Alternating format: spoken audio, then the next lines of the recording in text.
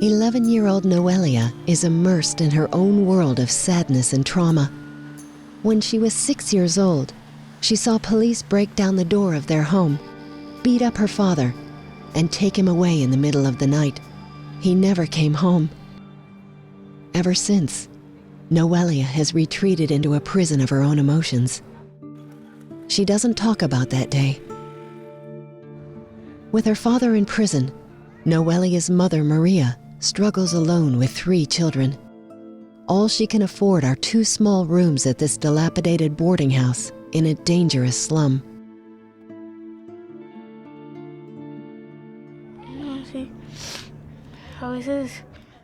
Rats coming here, and even if you close the garbage box, they tear everything up.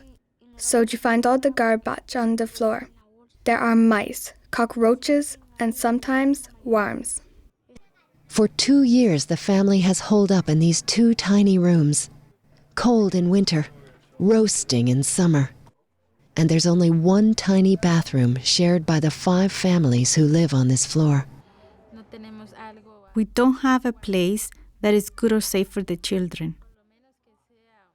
They cannot play because the floors are so damaged that the plaster falls on the heads of the people downstairs. Maria can barely afford this place on the sporadic income she earns washing clothes for neighbors or selling bread on the streets. Though doing the best she can, sometimes she can barely keep it together. When I can, I go out to sell bread, and whatever I earn is for food for the day, but it is not enough for the children. Hunger is just one of the many worries running through Maria's head day and night. Besides food, the children need school supplies, uniforms, clothes, and shoes. Simple things she cannot afford.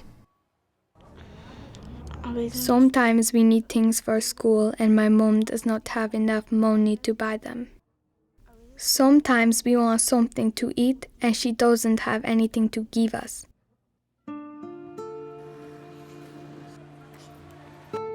Adding to this family's troubles, the neighborhood is so dangerous with gangs and drugs that Maria doesn't want her boys to leave the building without her. So every day, she walks 3-year-old Kevin and 6-year-old Jairo to and from school. When they come home, they're afraid to play outside, so the children are confined to the narrow corridor that runs by their front door. They have no choice. I feel a little like we're in prison, trapped in this situation. And in this neighborhood, there are gunfights. Yesterday, there was one, and they killed someone out there. Sometimes people get hurt, and sometimes people get killed, so I get scared. Noelia can't escape her fears, and she's suffering from profound trauma. Every time she hears loud noises or police sirens, she just starts crying. It was a terrifying scene for her, and Noelia really got affected. They caught him and they beat him and put him in the back of a car and they took him. I want to be with my father because now it is just the 4 of us and we don't have the warmth of a father.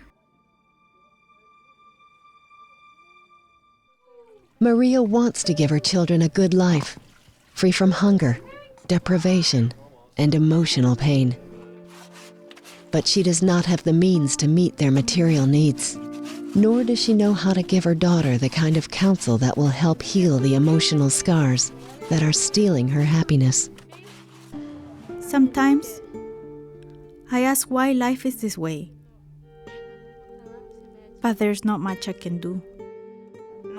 The children of prisoners are not ones that people think of helping, because they are punishing the children for the crimes of their parents, and the kids are not responsible. They deserve a better life. They deserve the same chances as other children whose parents are not in jail. I want us to be okay and not be sad anymore. You can reach out now and help free a child like Noelia from the cruel bonds of poverty. Call now to help provide nutritious food, clothing, a chance to succeed in school, and even counseling to restore her joy and hope for the future.